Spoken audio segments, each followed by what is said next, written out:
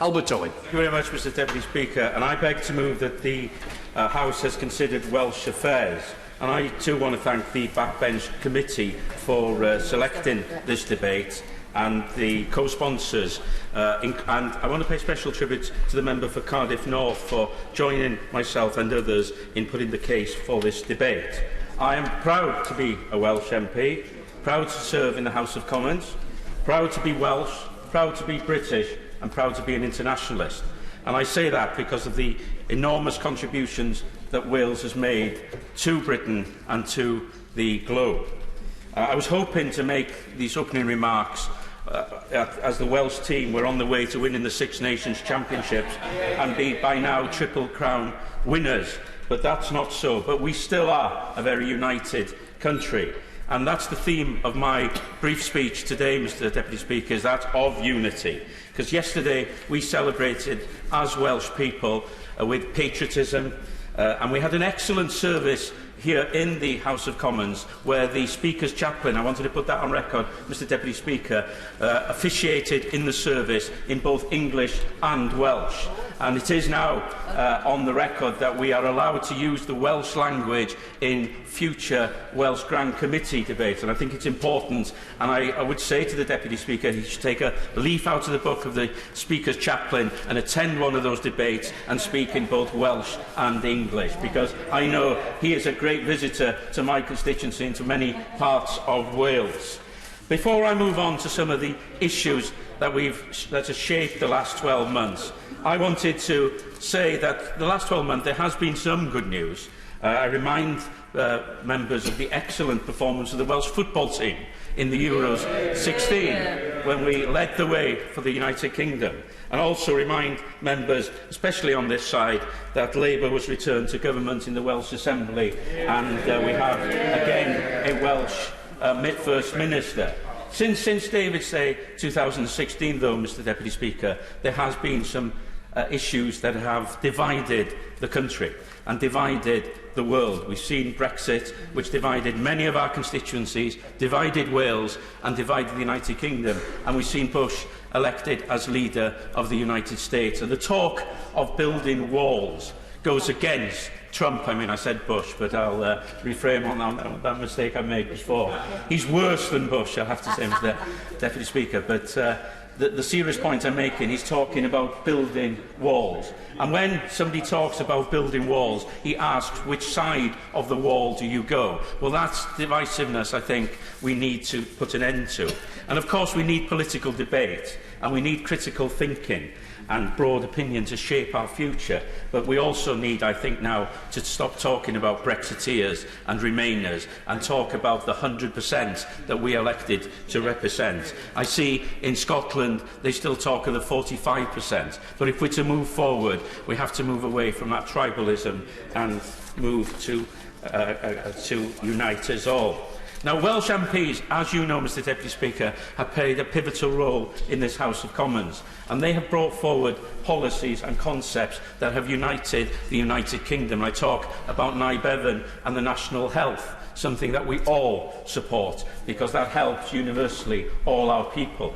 And there's also Jim Griffiths, the former member for Llanelli, who brought in the National Insurance Act, again to give social protection to everybody in the United Kingdom. And that has shaped our politics and the politics of the United Kingdom. And I believe we should now unite in consensus across the parties on big themes that will unite Wales and unite the United Kingdom. I talk about social care for one. I think we have to, looking forward, make sure that we have social care for all our people, and we should have that debate here in this House as Welsh MPs, because I've been saddened over the last few years to see the divisions in health and the national health being used politically by parties to divide us, when it should be there to unite us, and social care to unite us, to help the most vulnerable in our society. I also feel that we need to look at the digital revolution as something that can unite us as well. We need to find 21st century solutions, and superfast broadband is a theme that I want to move on to. Does anyone remember want to? Superfast broadband is something, because it liberates our communities. It liberates families. I know of Welsh families who now have their sons, daughters and relatives around the world that now speak to them on a regular basis because of the digital IT facilities that they have. But many people in rural areas and periphery areas of Wales do not have the same facilities when it comes to digital IT facilities that they have in some of the larger towns and cities. I will give way. Congratulate him and thank you for spearheading the effort to get this debate. Would you agree it's not just a matter of householders and rights and opportunities, but particularly if we're serious about developing the economy in those same peripheral areas, that we need to get this right in terms of broadband? The Honourable Member for Ceredigion is absolutely right there, because I was going to come on to businesses, and I do welcome the Digital Economy Bill, because I've been arguing for some time, as have many other members, that we need to have universal coverage in the United Kingdom, and it's been resisted for too long. And now it's in the bill. This is where I'm saying that united, as Welsh MPs, we can take the lead on this, and we can have the Digital Bill Universal Service Obligation rolled out in Wales first. And I say to the Secretary of State, who I know is paying attention on the front bench, he could be pivotal to taking this up in Cabinet, because the Welsh Government is one single body working with BT that is rolling this out, unlike in England, where there are a number of rollout bodies. And I think we can be ahead of the game, as we were with many other big issues that united us. So I hope the Secretary of State will listen and will respond in a positive way, because I've worked, as many members have, with BT Openreach and with the Welsh Government, and I've worked to get individual businesses connected with the fibre to the premises. And the Welsh Government is moving forward, but according to the Library, there are many constituencies in Wales that are behind the UK average when it comes to superfast broadband rollout of the minimum 10% that is in the Universal Service Obligation. So we need to move forward on that. And I would say to the Secretary of State that we should have a cross-party group on this to work for it, because we can be pioneers and we can lead the way, because Wales represents, with periphery areas and with rurality and sparse populations, that we could be a microcosm of the rest of the United Kingdom, and I'd urge him to work with me and with others on that.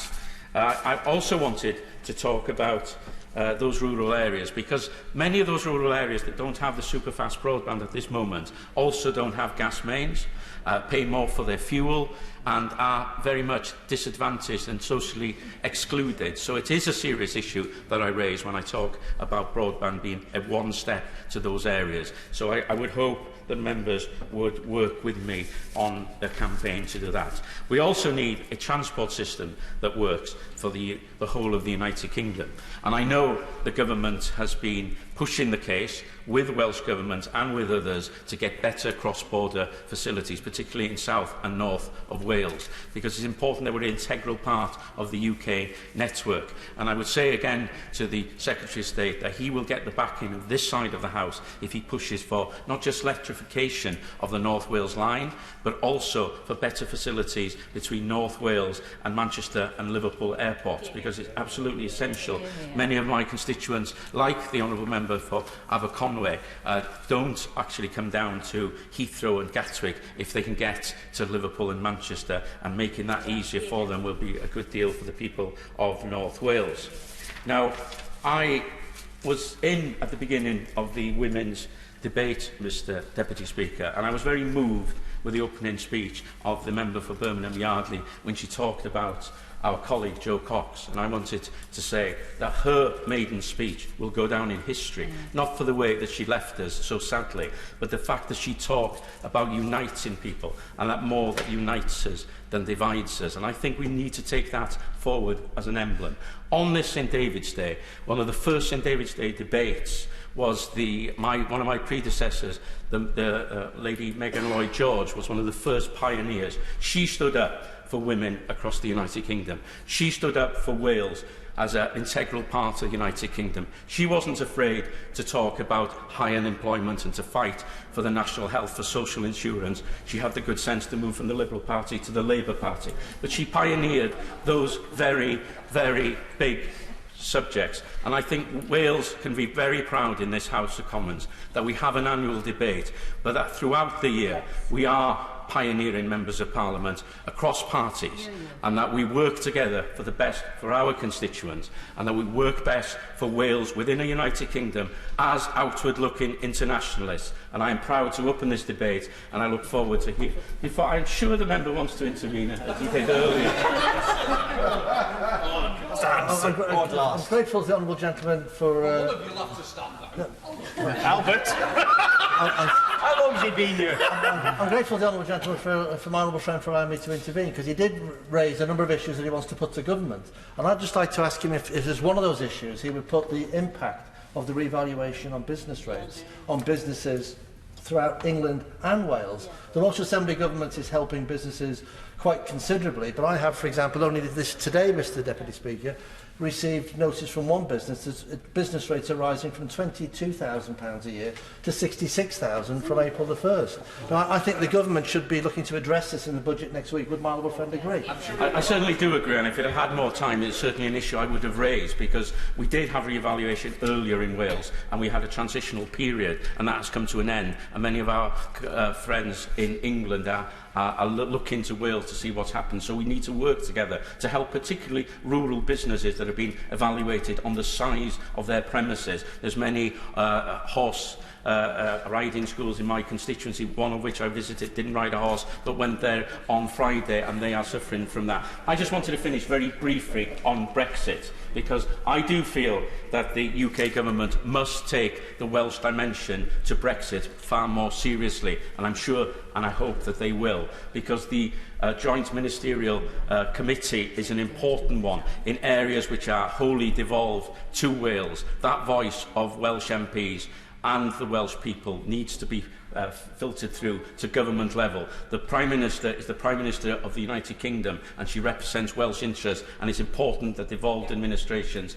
have a firm voice in those negotiations going forward. So with that, Mr Deputy Speaker, I beg to move, and I listen to and respond to the debate. Thank you. Can I just say, the honourable member did mention I do go to Wales, yes, and I do like Treor the Base. I will put it on the record in Spawn. It's one of my favourite islands, and Holy Island as well.